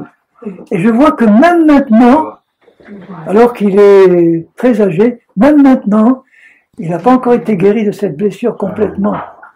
Vous voyez, il a subi un rejet de sa mère. Alors il sait que Dieu, lui, ne l'a pas rejeté. Ça, il le sait. Et ça l'a consolé d'une certaine façon. Mais on sent que chez cet homme, il y a une crainte de faire confiance, une crainte de se livrer, parce qu'il a peur du rejet. Il y a encore une peur du rejet. Et que, par exemple, ceux qui ont quitté son église, pour des raisons diverses, hein, parce que Dieu les appelait ailleurs, il avait tendance à considérer ça comme un rejet de lui. Parce qu'il y a toujours cet esprit-là qui le trouble dans son cœur. Et il a besoin d'une guérison intérieure dans son âme pour que ça soit entièrement ôté de son âme. Donc notre âme, la partie émotionnelle, elle est très importante pour nous, pour être purifiés de toutes les émotions puissantes qui viennent des blessures du passé, des rejets, du péché, des choses qu'on a pu commettre dans le passé, qui ont été conduites par des fortes émotions. Parmi les émotions qu'il y a de la chair, il y a un faux amour. Par exemple, le frère chrétien qui me dit, dont je parlais ce matin, qui me dit, je suis tombé violemment et puissamment amoureux d'une femme qui n'était pas la mienne. J'ai senti monter en moi un sentiment d'amour puissant. Bon, c'est pas un amour qui vient du Seigneur. Hein. Donc la chair est capable de faire passer des sentiments qui ont l'air bons, puisque l'amour en soi, on dit que c'est bon, mais toute forme d'amour n'est pas bonne pour le Seigneur. Il y a des émotions dans des liens de l'âme qui sont impurs. Quand je parle de liens de l'âme, c'est par exemple, je parle de liens entre un homme et une femme qui n'est pas sa femme. C'est dangereux pour les pasteurs, ça. Les pasteurs qui conseillent, par exemple, des femmes en privé, ou qui conseillent des femmes, il peut y avoir, s'ils ne s'entendent pas vers leur épouse, il peut y avoir un lien de l'âme qui s'établit dans leur âme, une attirance envers une femme qui n'est pas la leur et que Dieu juge impure. Et qui pour eux peut leur paraître que non, c'est une communion fraternelle avec une sœur en Christ. Mais en fait, c'est quelque chose de charnel. Parce que la vraie communion fraternelle, elle sait où se trouve la limite entre la chair et... C'est pour ça que je conseille toujours à des hommes qui ont un ministère, enfin, ils devraient le savoir, de ne jamais conseiller en privé une femme sans la présence de leur épouse. S'ils en ont une. Là, c'est différent. Je conseille aux pasteurs de se marier. Et voilà, marie-toi. Oui, je peux dire quelque chose. Mais il y a l'exemple que j'avais lu dans le livre L'apôtre de la foi de Smith Wigglesworth, où quand il devait emmener une femme parce qu'elle pouvait pas se déplacer comme ça, il la faisait monter derrière sa voiture parce qu'il disait que la place devant était réservée à sa femme. Alors moi je fais la même chose avec les autostoppeuses, c'est derrière. Moi, je les prends pas. Sauf si le Seigneur vraiment, on peut s'en sortir donc oui, il y a un témoignage à donner. Alors, les meurtres, l'ivrognerie et les excès de table, les choses semblables. Bon, ben, on sait ce que c'est tout ça. Hein. Il peut y avoir des excès de... L'essentiel, c'est en matière de consommation de boissons et de nourriture, c'est de savoir où s'arrête la limite que je ne dois pas franchir. Parce que je peux faire usage d'un peu de vin, mais l'ivrognerie, c'est pas ça. L'ivrognerie, c'est une addiction. Vous avez une addiction à la nourriture aussi, qui vient de la chair. Hein. Donc tout ce qui n'est pas addiction, c'est bon qu'on en fasse un usage modéré. Et voilà. Et on est capable de s'en passer sans problème. Là, il n'y a pas d'addiction. Donc, quand je méditais ces choses-là, je me disais, mais Seigneur, il y a là des tas d'œuvres de la chair que je ne considérais jamais comme un péché. Donc, si je ne le considère pas comme un péché, je ne peux pas renoncer à ces œuvres mortes. Je ne peux pas me mettre devant Dieu en disant, bon, j'ai compris que l'animosité envers ma femme ou envers quiconque, ou l'impatience, ou un esprit de dispute, ou un esprit d'essayer de convaincre les autres que j'ai raison et que tu as tort. Ça, c'est parfaitement charnel. C'est pas la même chose que d'essayer de les convaincre dans l'esprit que leur position n'est pas bonne devant la parole de Dieu. C'est insister pour leur faire comprendre qu'ils ont tort. Quand est-ce que tu vas comprendre que tu as tort? Ça vient pas de l'esprit de Dieu. Paul lui dit, si vous n'êtes pas du même avis que moi, Dieu vous éclaire. Et en attendant, marchons de même pas. Voilà, restons amis. Alors, donc le Saint-Esprit est à l'affût dans notre âme, dans notre vie, de tous ces comportements-là. Et il veut nous apprendre d'une part à les reconnaître quand ils se produisent, honnêtement devant Dieu. Et puis il veut nous apprendre à les abandonner. Comment faire pour qu'ils ne se manifestent plus? Ça, c'est la marche par l'esprit. Mais déjà, en être conscient. Et quand je m'y suis livré, le reconnaître simplement devant Dieu. Mais le reconnaître avec un esprit de repentance qui est de plus en plus clair, quoi. Clair, c'est pas pour dire oui, je reconnais, on n'en parle plus. Oui, ma femme, je t'ai offensé, mais on n'en parle plus, puis je recommencerai dans 5 minutes. Hein. Donc, mais c'est déjà bien de le faire. Mais je veux dire, il faut que, quelque part, le Seigneur, si je veux renoncer aux œuvres mortes, il faut qu'il me montre que ce sont des choses qui viennent de la mort et qui causent la mort. C'est tout. Une simple dispute entre deux chrétiens, c'est quelque chose qui vient de la mort, qui cause la mort. Donc il faut être capable de le reconnaître honnêtement et puis de se réconcilier. Tu vois là, ok, je me suis disputé inutilement, bon, je le reconnais devant toi. Je peux lui dire je te demande pardon, mais simplement le fait de le reconnaître devant lui, ça équivaut à une demande de pardon. Je vois dans la Bible ceux qui pêchent comme le fils prodigue, une fois qu'il était au fond du trou, il a reconnu et il dit je retournerai à mon père et je lui disais mon père j'ai péché contre toi, contre le ciel et contre toi, voilà. Et vous remarquez qu'il lui dit pas mon père je te demande pardon, il dit je reconnais que j'ai péché contre le ciel et contre toi. Ça vaut une demande de pardon. Il s'humilie devant lui. Et il dit je lui dirai traite-moi comme l'un de tes mercenaires. Il n'a même pas le temps de lui dire ça. Que le père lui dit bon ça va, allez bien, hop, je te prends dans mes bras, je te rétablis, et je te mets l'habit de fête et l'anneau, et puis on va faire la fête. Reconnaître nos torts. Reconnaître nos torts. Je sais, en tant qu'homme, moi je parle en tant qu'homme, hein, mari, mais homme. Je sais que peut-être pour les hommes, c'est plus dur que pour les femmes de reconnaître leurs torts. Est-ce que j'ai raison ou pas? Absolument. Oui. Bon, ben, c'est aussi il y a des femmes. Il y a des hommes qui diront tout de suite, oui, mais ma femme, elle a du mal à reconnaître les siens. Bon, pourquoi? Parce que la Bible dit, il dit ça c'est Paul qui le dit dans l'Épître aux Éphésiens, que D'ailleurs, lisons-le puisqu'on en parle. Vous tournez 2 pages et vous avez Éphésiens 5. Où il est dit au verset 25, Marie, aimez vos femmes comme Christ a aimé l'Église. Ah oui, mais il vient de dire, femmes, soyez soumises à vos maris. Comme au Seigneur. Donc, moi je me parle en tant que mari. Aimez vos femmes comme Christ a aimé l'Église et s'est livré lui-même pour elle, afin de la sanctifier, après l'avoir purifiée, etc.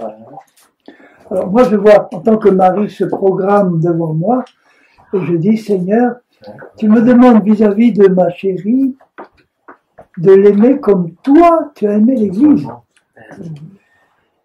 Alors là, il va falloir que tu m'expliques comment. Et demain soir, je vous expliquerai comment. Amen. Mets-le à la bouche.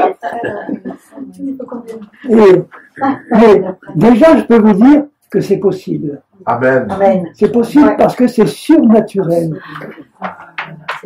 C'est possible pour Dieu, mais c'est impossible pour l'homme. Mais c'est possible pour Dieu. Donc, pour que ce soit possible, il faut que j'accepte le surnaturel de Dieu. Comment je peux aimer une femme qui me serait acariâtre, désagréable, qui tout le temps serait sur mon dos, qui me critiquerait tout le temps, qui m'enverrait des vannes tout le temps. Alors, merci Seigneur, c'est pas le cas de moi, j'ai pas connu ça, mais je sais qu'il y a des maris qui vivent ça. Et leur dire à eux, il faut que tu aimes cette femme-là comme Jésus a aimé. Il s'est sacrifié pour lui faire du bien, pour la purifier, la sanctifier par son sacrifice. Donc par son... Moi, Marie, je ne vais pas me mettre à la place de Jésus pour la racheter, mais je vais me sacrifier pour elle, pour lui montrer l'exemple de ce que c'est que marcher par l'esprit.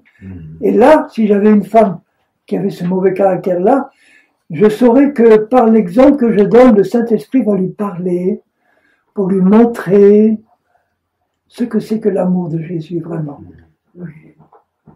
Amen. Alors, vous voyez à quel point j'ai besoin, moi, de mourir à la chair, de mourir à ma vieille peau, à ce que j'étais avant. Mais est-ce que je suis décidé à le faire honnêtement devant Dieu? C'est pas facile. Alors, non, c'est impossible, mais... C'est pas facile. C'est impossible. C'est impossible. C'est pas possible. Sauf si... Il faut venir à genoux devant lui et le supplier et lui dire béni, béni, béni. Non, je t'expliquerai demain soir. Tu écouteras bien demain soir. Non, mais ce que je voulais faire remarquer, c'est ce que je vois plus tard. Regardez à la fin du chapitre 5, il dit... Toujours Éphésiens. Hein? Oui, Éphésiens 5, verset 33. Du reste, que chacun de vous aime sa femme, il venait de dire comme Christ aimait l'Église, comme lui-même, et que la femme respecte son mari. Que chacun de vous aime sa femme, et que la femme respecte son mari. Ça veut dire pour moi que la femme que Dieu a créée, elle a d'abord besoin d'être aimée.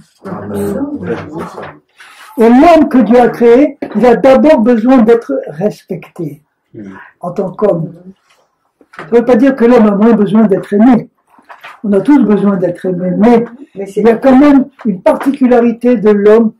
L'homme que Dieu a créé, il est fait pour être respecté. Parce que c'est lui l'autorité. C'est lui la tête, c'est lui le chef. Mais le chef doit être un chef comme Jésus est le chef.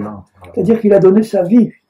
Il a donné son amour. Il est là pour aider, pour servir. Mais il reste le chef. Et un chef, ça se respecte.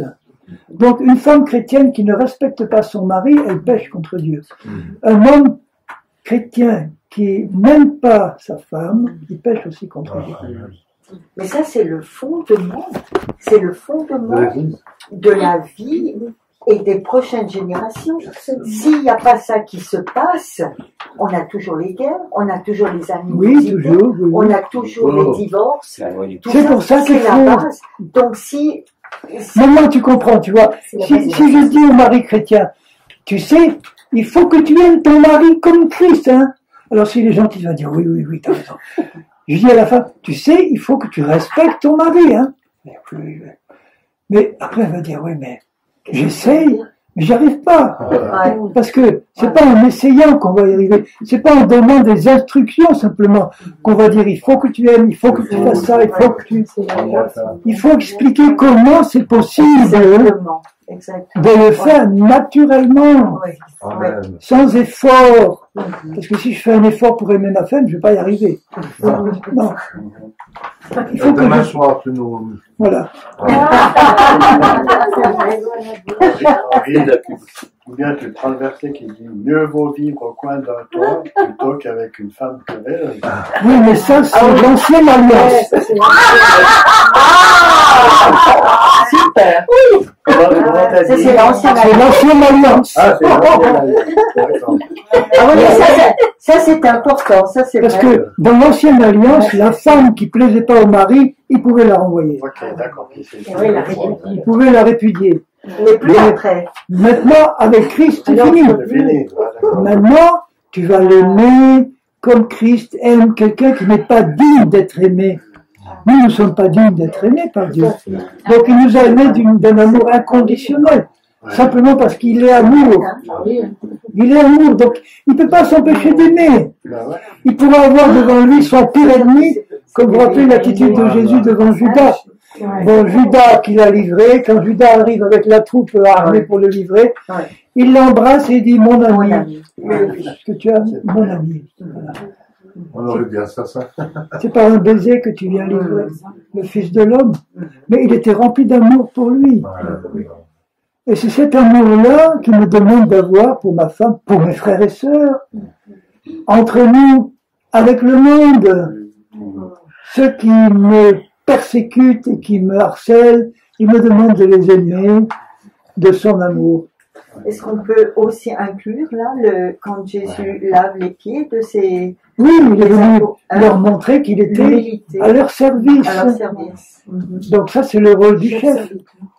Le mari qui a cet esprit-là, moi, je dois être au service de ma femme. C'est-à-dire, tu vas me dire, Seigneur, montre-moi de quoi elle a besoin. Quand je l'ai rencontrée, je l'ai aimée tout de suite, je lui ai rien dit, évidemment, mais le Seigneur me parle et me dit, tu vas l'aider à se débarrasser d'un fardeau spirituel qu'elle a. Je ne savais pas lequel. Donc j'ai eu 2 entretiens juste avant de partir, et puis c'est tout, mais le fardeau n'était pas enlevé. Il m'avait pas dit qu'il fallait que je l'épouse pour ça.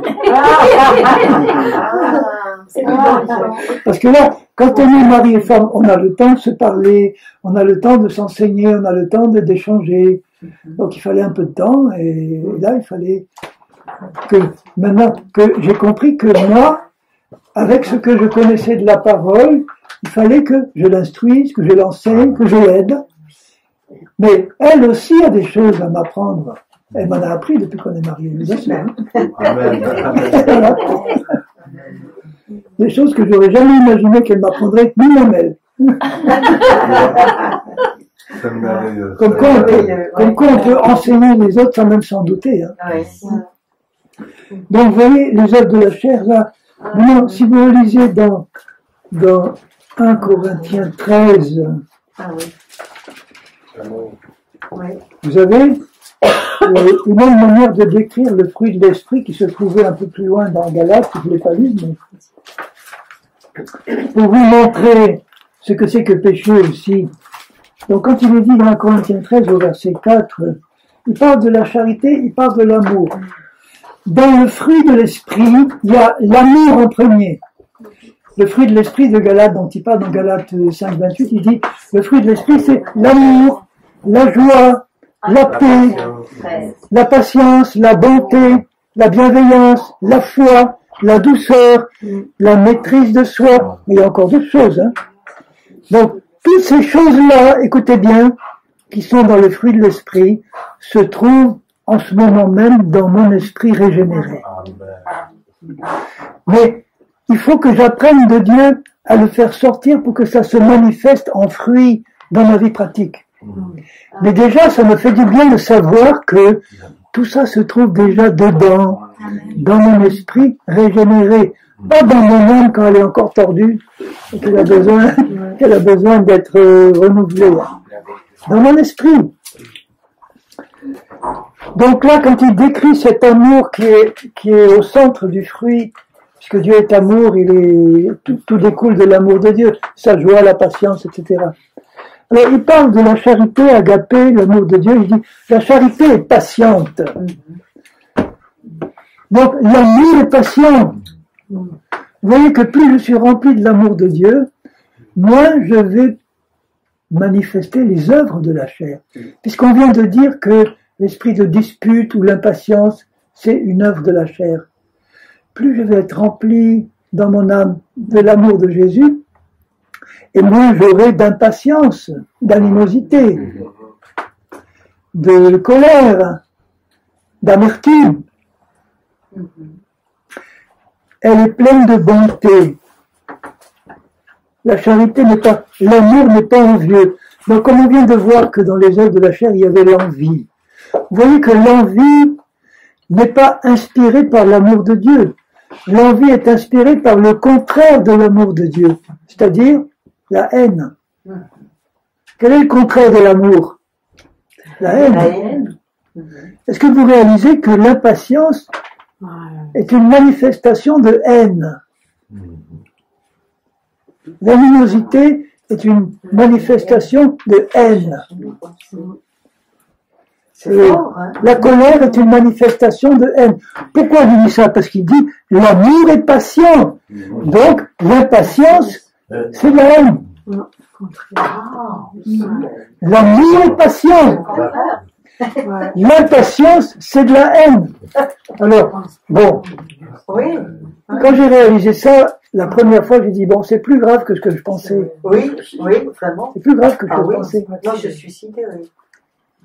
Donc c'est bien la preuve que, en étant impatient, notamment avec ma femme, puisque c'est avec les plus proches qu'on est impatient en général, les parents, les enfants, les plus proches, qu'en manifestant l'impatience, alors que le diable avait réussi à me persuader que c'était juste que je m'énerve un peu parce que elle a fait ça, ou il a fait ça. J'avais une justification que le diable mettait en avant pour me calmer ma conscience et me faire accepter ma réaction comme valable, alors que là, la parole de Dieu me dit, l'impatience, c'est le contraire de la patience. L'amour est patient, donc mon impatience est causée par le contraire de l'amour, qui est la haine, qui est la nature même de Satan. Et si vous allez ensuite, l'amour n'est pas envieux. On vient de voir que l'envie est une manifestation de la chair. Donc l'envie, est-ce que tu as réalisé que l'envie était causée en toi par le contraire de l'amour, la haine? Si j'envie quelqu'un, c'est que j'ai de la haine contre lui dans le fond. Je l'envie. Je suis jaloux de ce qu'il a, de ce qu'elle a. Moi, je n'avais pas réalisé que c'était inspiré par de la haine, par la nature même de Satan. C'est un envieux, c'est un jaloux. Il enviait la position, il voulait être à la place de Dieu. Il se regardait dans la glace, il dit, oh, je suis la plus belle de toutes les créatures de Dieu, hein. Un chérubin merveilleux, et j'ai été séduit par ma propre beauté, et j'ai voulu prendre la place de Dieu pour me faire adorer comme Dieu. La charité ne se vante pas, donc l'amour ne se vante pas. Si quelqu'un se vante, est-ce que c'est l'amour qui l'inspire? Non. C'est quoi qui l'inspire alors? L'orgueil. L'orgueil, c'est de la haine. L'orgueil, c'est le contraire de l'amour. Là, je veux bien charcuter, là, je veux bien enfoncer, charcuter jusqu'au fond de la chair, désosser l'os. C'est bien. Pas pour culpabiliser, mais pour ouvrir les yeux, pour nous faire comprendre ce que c'est que la vraie repentance. Il ne peut pas y avoir de repentance dans ma vie si je n'ai pas compris la gravité du problème. Voilà. Donc si on me dit, il faut que tu te repentes profondément, je ne sais pas ce que ça veut dire, moi. Quelqu'un qui me dirait, il faut que tu te repentes profondément, je vais essayer, mais je ne saurais pas ce que ça veut dire. Oh, ça veut dire que Je m'imaginais que je verse des torrents de larmes, c'est ça qu'il faut, non. Vous avez chaud. Non, mais comme ça, C'est la lumière. c'est la lumière. Ah, ben on peut allumer. Non, mais c'est bon, on a la lumière du jour. Est-ce qu'on peut allumer?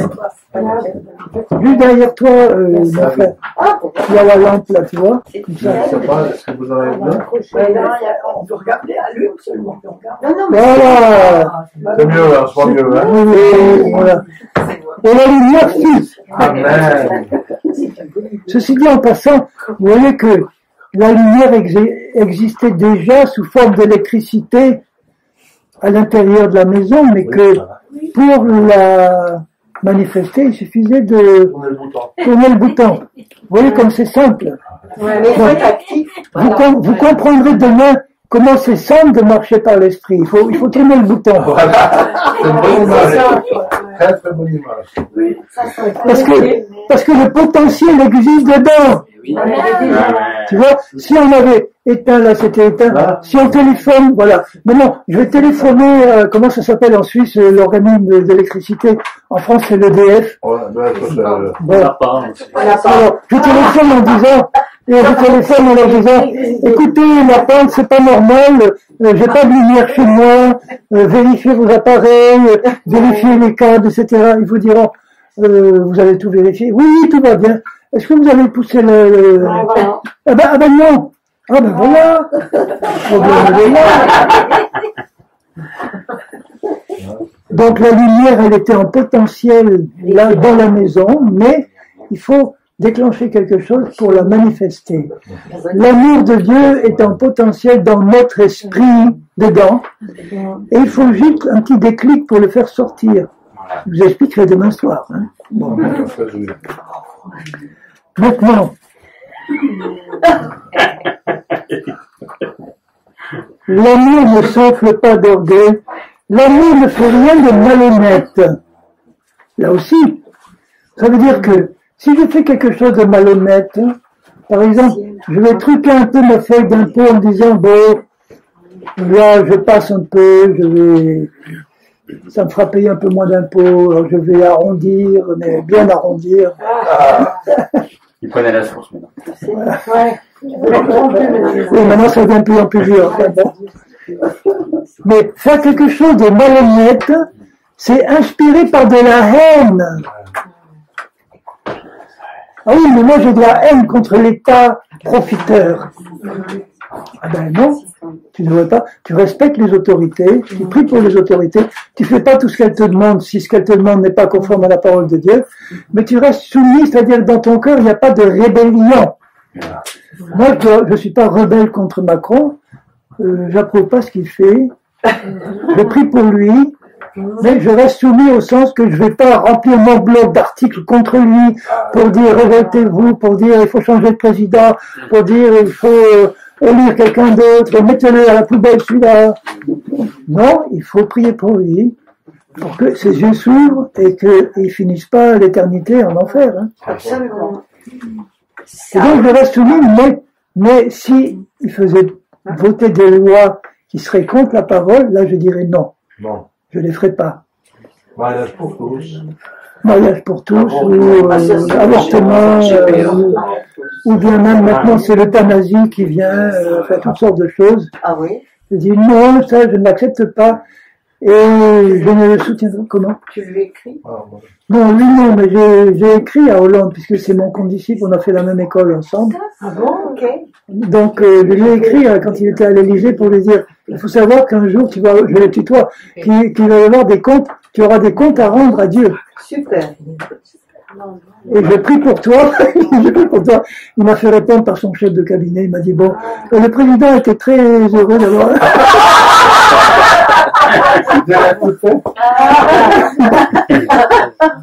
Et alors, honnêtement, je n'ai pas évangélisé à fond, mais je dis simplement, sache qu'un jour, tu auras des comptes à rendre à Dieu. T'as dit ça? Mais Macron pourrait peut-être comprendre. Voilà, tout plus jeune, hein. Oui, mais vous savez qu'on peut lui écrire sur le site de l'Élysée, on peut lui écrire, hein, et évidemment, il y a tout un staff qui analyse Bah, c'est bien, ça multiplie. Oui. Alors faites ce que la conviction du Seigneur vous donnera à faire. Voilà. Maintenant, faire quelque chose de malhonnête. Elle ne cherche pas son intérêt. L'amour, il parle de l'amour. L'amour ne cherche pas son intérêt. L'amour ne s'irrite pas.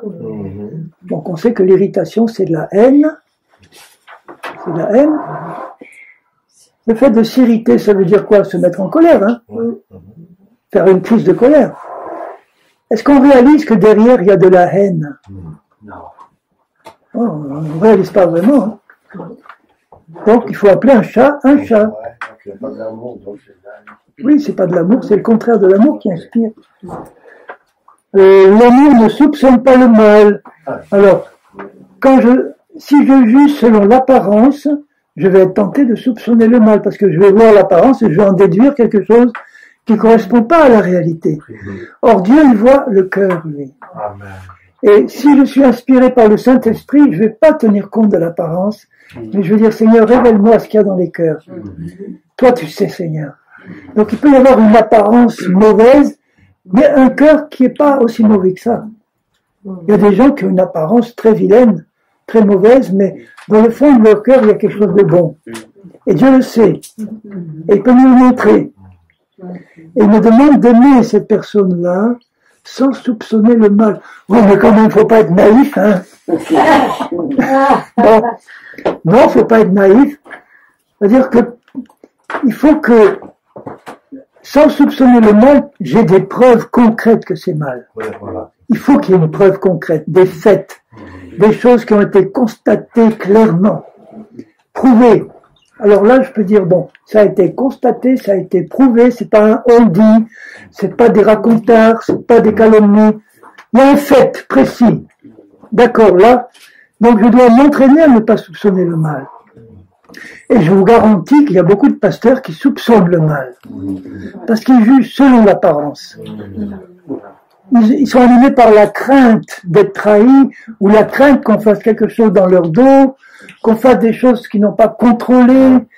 Et donc, s'ils nous voient agir d'une manière qu'ils jugent, eux, dangereuse, ceux-là vont pas recevoir de Dieu la révélation de ce qu'il y avait dans le cœur de la personne. Par exemple, pour citer un exemple personnel, j'ai vécu dans le passé, alors je vous parle de choses qui sont passées, mais dans une certaine église où j'étais, comme moi, j'ai pas trop la fibre dénominationnelle. Moi, je travaille pour le Seigneur et pas pour ma dénomination. Mais bon, j'étais dans une dénomination, et dans le quartier où j'habitais, il y avait pas mal de chrétiens, sans église, sans assemblée, sans communion. Soit qui étaient sortis d'église, ou bon. Et alors, moi, je les avais repérés, et j'ai eu à cœur de les réunir chez moi, pour les réunir, quoi. J'ai prévenu mon pasteur, je lui ai dit, voilà, je te préviens que je fais ça, parce que je fais pas ça derrière ton dos. Hein, tu es d'accord? Ok. Oui, bon, tu réunis chez toi des chrétiens qui sont pas de son église, qui sont là dans la nature, bon. Donc, ça allait. Et puis, comme il se passait de bonnes choses dans ma maison, il y a 2 ou 3 chrétiens de l'église qui ont commencé à vouloir fréquenter. Et là, le pasteur a dit, ça, je ne permets pas. Je ne permets pas parce qu'il y a un danger, de recevoir des faux enseignements, Alors finalement, c'était un signe qui me faisait pas confiance, hein. Il m'aurait fait confiance, mais bon, je te connais, tu me tiens au courant de tout, bon, je te fais confiance. Voilà, interdiction. Donc ça a choqué les personnes qui ont dit, mais pourquoi tu nous interdis? On fait rien de mal. Bon, c'est comme ça, c'est par prudence, je suis pasteur, je sais que dans certains cas, il y a eu des déviations, donc par prudence, je vous interdis. Et ensuite, il a dit à quelqu'un, un de mes amis, je ne savais pas que c'était un de mes amis, il a dit en privé, le frère Henri commence à m'inquiéter, parce que je soupçonne qu'il est en train de créer sa propre église.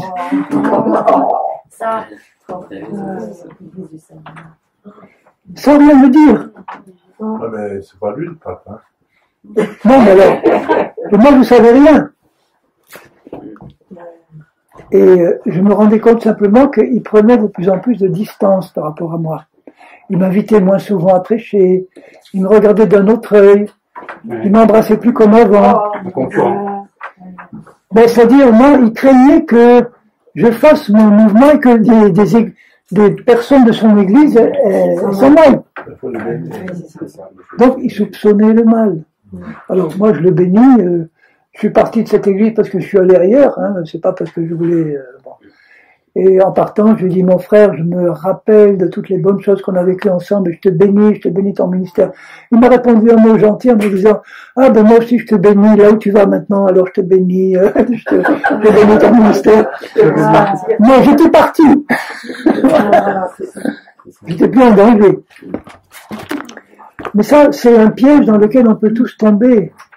Même entre époux, est-ce qu'il nous arrive de soupçonner le mal entre époux? Parce que notre conjoint a eu une certaine attitude et on l'interprète mal.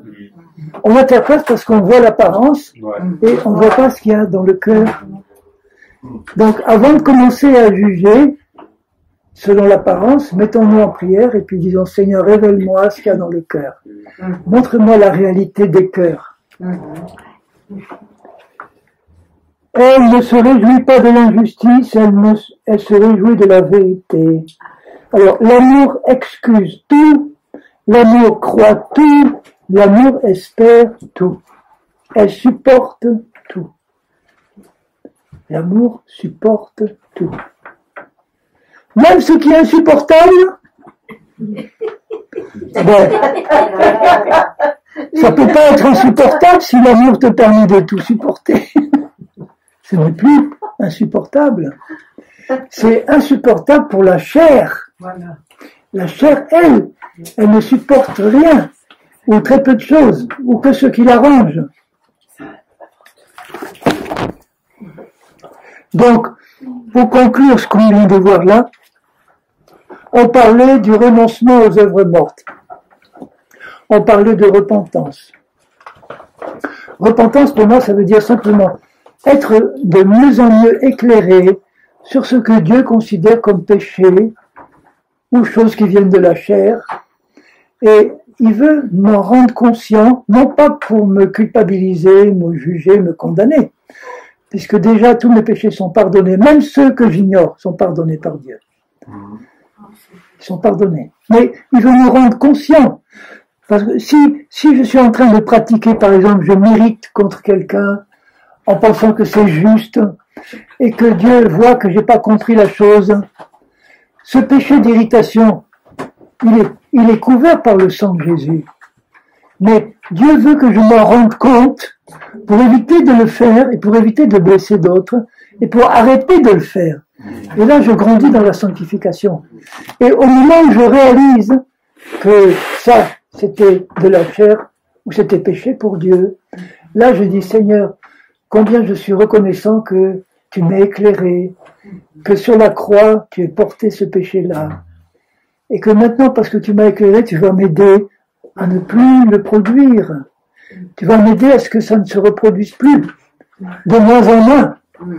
Et que je grandisse en sanctification. Vous voyez le rapport entre la repentance et la sanctification?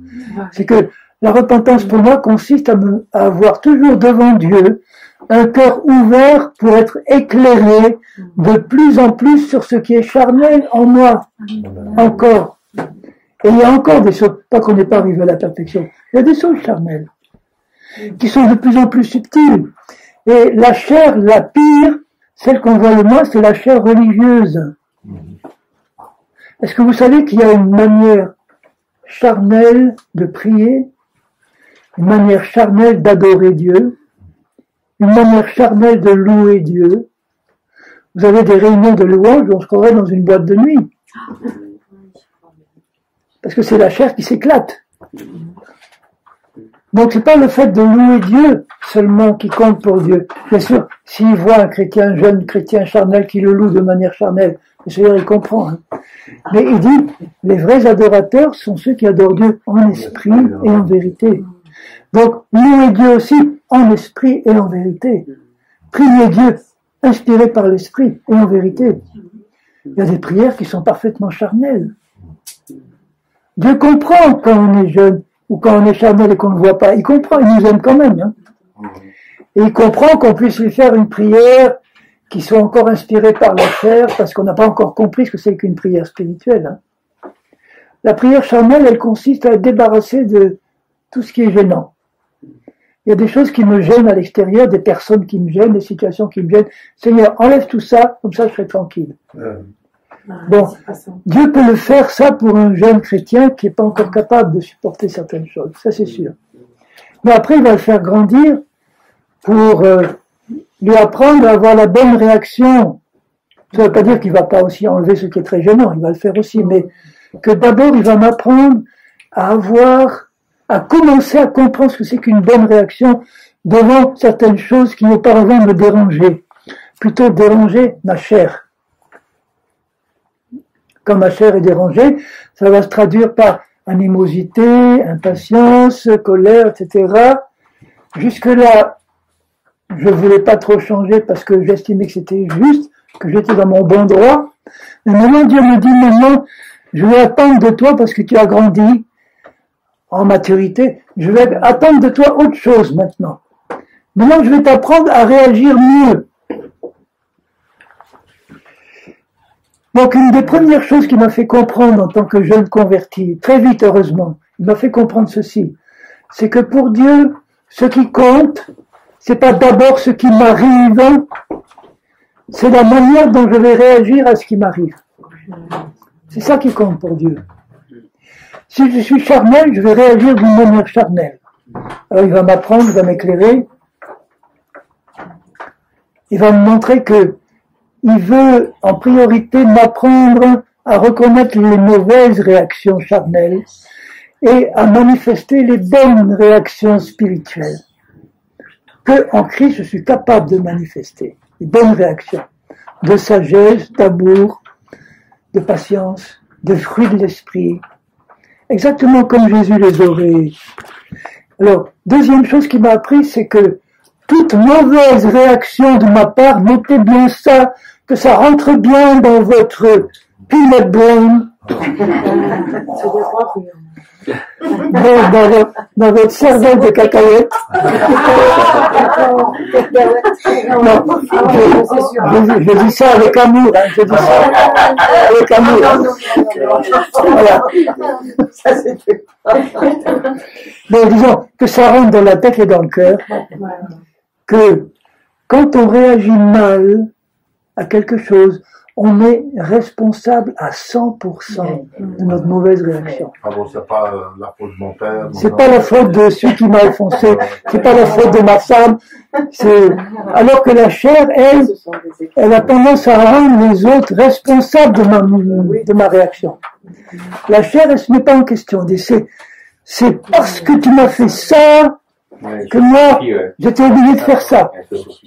Si tu avais été calme, je serais resté calme. Mais parce que tu as fait ça, alors j'étais obligé de faire ça. Non, ça c'est la chair. Et que il nous a rendu,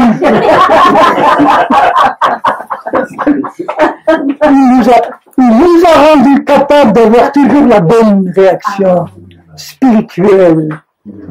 Donc vous avez retenu ces 3 leçons de base pour la repentance. C'est que, 1, c'est pas ce qui m'arrive qui compte, c'est la manière dont je réagis. Donc, les œuvres de la chair, c'est pour Dieu des réactions qui sont toujours mauvaises, qui veut m'apprendre à changer. Mais quand j'ai compris que Dieu met l'accent sur mes réactions, j'ai pas eu la même attitude vis-à-vis des autres. Avant, quand j'étais plus charnel que maintenant, j'avais tendance à dire il faut que les autres changent. Hein. C'est les autres le problème, c'est pas moi. Là maintenant, le problème c'est devenu moi en priorité. Dieu veut d'abord travailler avec toi, en priorité, pour t'apprendre à reconnaître les réactions charnelles que tu vois pas encore, et t'apprendre à manifester les bonnes réactions spirituelles que tu es capable de manifester. 2, que chaque fois que tu réagis mal, tu es responsable à 100%. Essaye pas de mettre quelqu'un d'autre responsable. Jamais, jamais, jamais. Si déjà tu as compris ces deux choses, tu as bien avancé dans ta vie spirituelle. Et la troisième, c'est que il t'a rendu capable, mais dans ta nouvelle nature, d'avoir toujours la bonne réaction, qui est la réaction d'amour, de sagesse et de puissance de l'esprit. Donc là, ça fait partie de la marche par l'esprit. Voilà, on va rester là pour le moment. On va faire une pause jusqu'à ce soir maintenant. Oui, On a là, Il y a une réunion ce soir à quelle heure? 7 heures. Dans le moment entre 4 et 7, vous avez temps libre. Si vous voulez sortir, vous sortez. Si vous voulez rester là, vous restez. je voulais juste Voilà, vas-y. Bon, s'il y a des questions, oui, c'est une bon. question. Est-ce que je sais que c'est un thème pas toujours facile. Quand il est dit dans la